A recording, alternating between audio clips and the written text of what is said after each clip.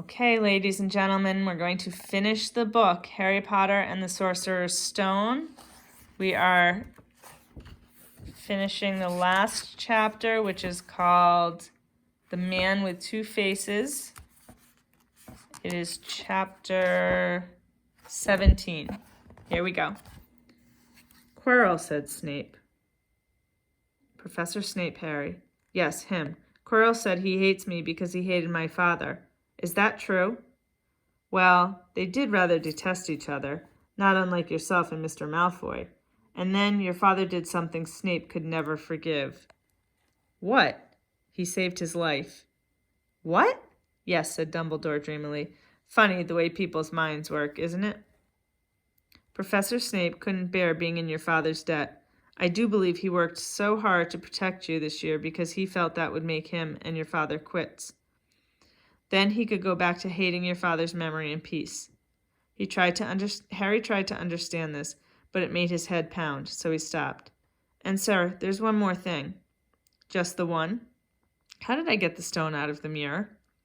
Ah, now I'm glad you asked me that. It was one of my more brilliant ideas, and between you and me, that's saying something. You see, only one who wanted to find the stone, find it but not use it, would be able to get it. Otherwise, they'd just see themselves making gold or drinking elixir of life. My brain surprises even me sometimes. Now, enough questions. I suggest you make a start on these sweets. Ah, Bertie Bott's every flavor beans. I was unfortunate enough in my youth to come across a vomit-flavored one, and since then, I'm afraid I've rather lost my liking for them. But I think I'll be safe with a nice toffee, don't you? He smiled and popped the golden brown bean into his mouth. Then he choked and said, Alas, earwax. Madame Pomfrey, the matron, was a nice woman, but very strict. Just 5 minutes, Harry pleaded. Absolutely not. You let Professor Dumbledore in. Well, of course, that was the headmaster. Quite different. You need rest. I am resting. Look, lying down and everything. Oh, go on, Madame Pomfrey. Oh, very well, she said, but 5 minutes only. And she let Ron and Hermione in. Harry! Hermione looked ready to fling her arms around him again, but Harry was glad she held herself in as his head was still very sore. Oh, Harry, we were sure you were going to. Dumbledore was so worried. The whole school's talking about it, said Ron. What really happened? It was one of those rare occasions when the true story is even more strange and exciting than the wild rumors. Harry told them everything. Quirrell, the mirror, the stone, and Voldemort.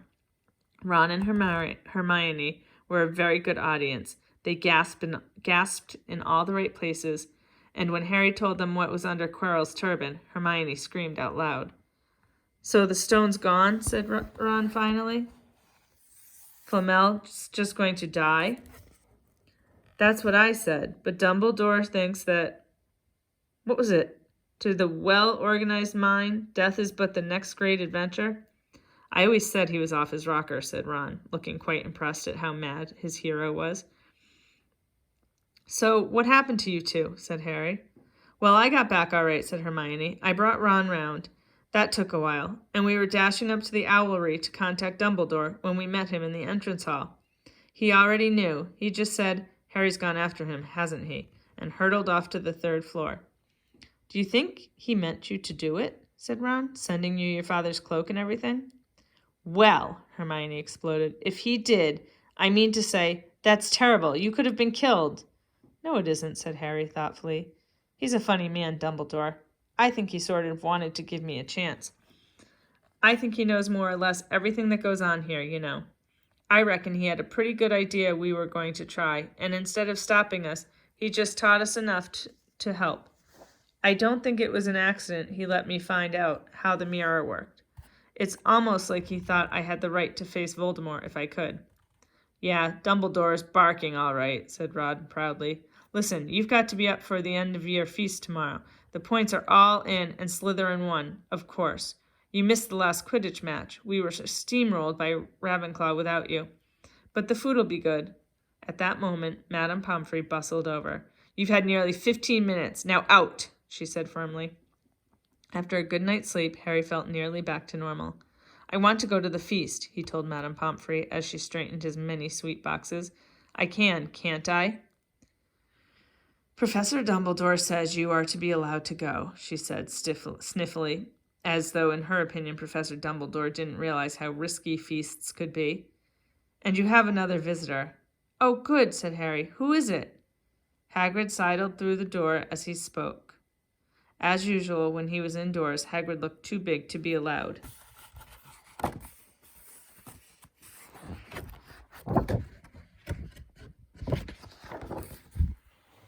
He sat down next to Harry, took one look at him, and burst into tears.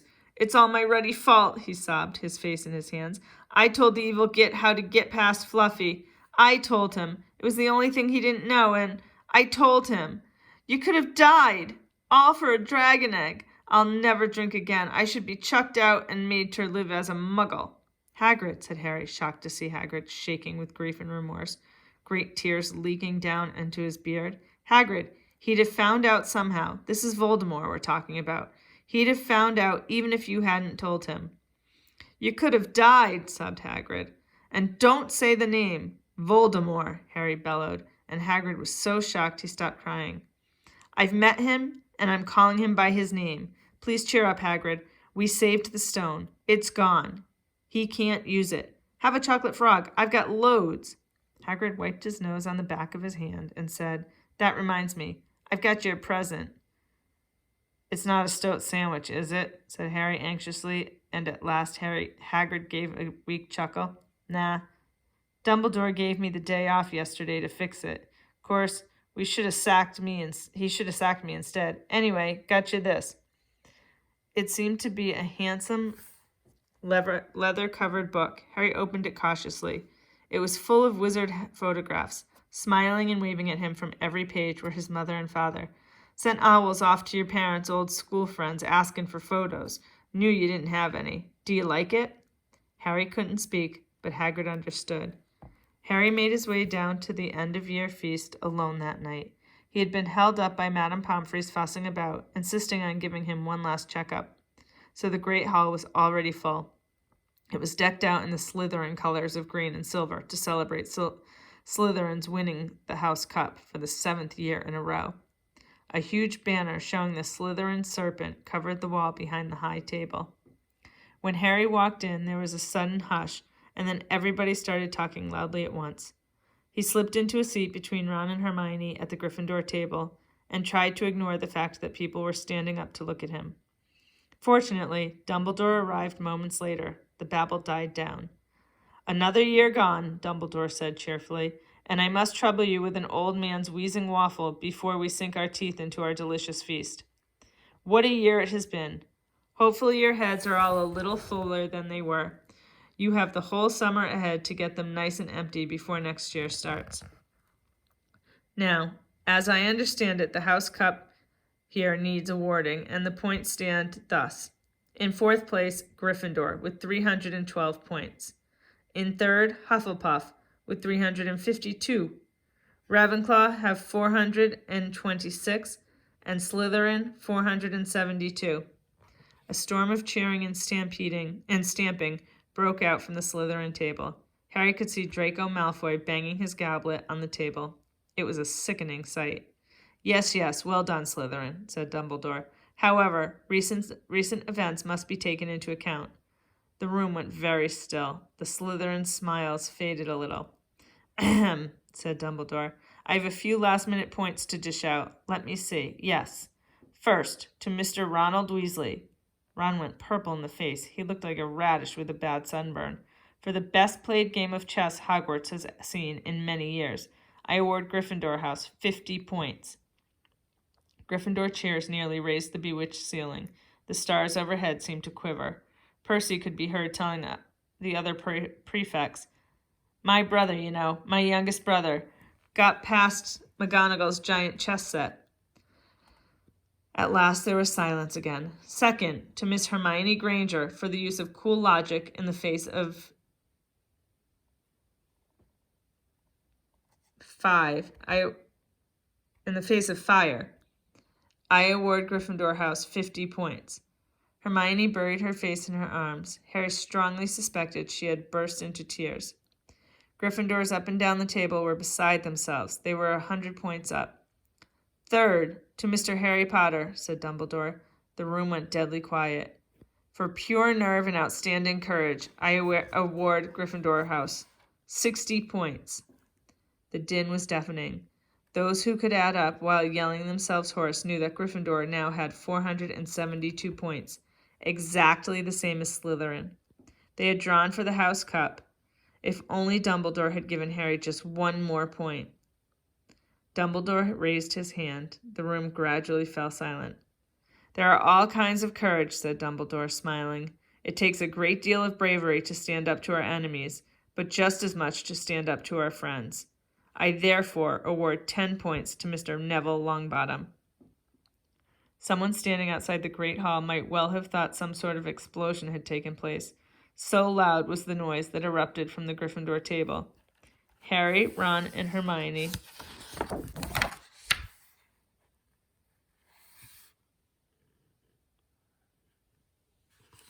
stood up to yell and cheer as Neville, white with shock, disappeared under a pile of people hugging him. He had never won so much as a point for Gryffindor before. Harry, still cheering, nudged Ron in the ribs and pointed at Malfoy, who couldn't have looked more stunned and horrified if he'd just had the body-bind curse put on him. Which means, Dumbledore called over the storm of applause, for even Ravenclaw and Hufflepuff were celebrating the downfall of Slytherin. We need a little change of decoration. He clapped his hands. In an instant, the green hangings became scarlet and the silver became gold. The huge Slytherin serpent vanished, and a towering Gryffindor lion took its place. Snape was shaking Professor McGonagall's hand with a horrible forced smile. He caught Harry's eye, and Harry knew at once that Snape's feelings toward him hadn't changed one jot. This didn't worry Harry. It seemed as though life would be back to normal next year, or as normal as it ever was at Hogwarts. It was the best evening of Harry's life, better than winning a Quidditch or Christmas or knocking out mountain trolls. He would never, ever forget tonight. Harry had almost forgotten that the exam results were still to come, but come they did. To their great surprise, both he and Ron passed with good marks. Hermione, of course, came top of the year. Even Neville scraped through his good herbology mark, making up for his abysmal potions one. They had hoped that Goyle, who was almost as stupid as he was mean, might be thrown out, but he had passed too. It was a shame, but as Ron said, you couldn't have everything in life. And suddenly their wardrobes were empty, their trunks were packed. Neville's toad was found lurking in the corner of the toilets. Notes were handed out to all students, warning them not to use magic over the holidays. I always hope they'll forget to give us these, said Fred Weasley sadly. Hagrid was there to take them down to the fleet of boats that sailed across the lake. They were boarding the Hogwarts Express, talking and laughing as the countryside became greener and tidier, eating Bertie Bott's every flavored beans as they sped past Muggle towns, pulling off their wizard robes and putting on jackets and coats, pulling into platform 9 3/4 at King's Cross Station. It took quite a while for them all to get off the platform. A wizened old guard was up by the ticket barrier, letting them go through the gate in 2s and 3s, so they didn't attract attention by all bursting out of a solid wall at once and alarming the Muggles. You must come and stay this summer, said Ron. Both of you. I'll send you an owl. Thanks, said Harry. I'll need something